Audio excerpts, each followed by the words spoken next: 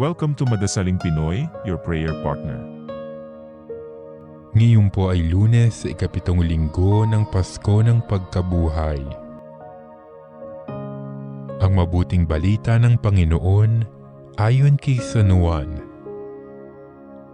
Noong panahong iyon, sinabi ng mga alagad kay Jesus, "Ngayon po'y tuwiran na ang inyong pangungusap sa amin at hindi na patalinhaga. Alam na naming batid ninyo ang lahat ng bagay at hindi na kailangan tanungin ninuman.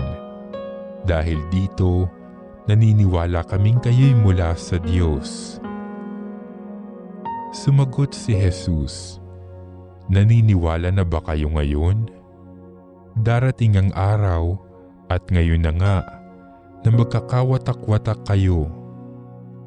Magkakanya-kanyang lakad kayo at iiwan ninyo ako.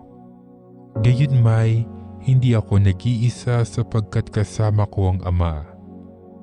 Sinabi ko ito sa inyo upang kayo'y magkaroon ng kapayapaan sa pakikipag-isa sa akin. Mayroon kayong kapighatian dito sa sanlibutan, ngunit laksan ninyo ang inyong loob. Napagtagumpayan ko na ang sanlibutan."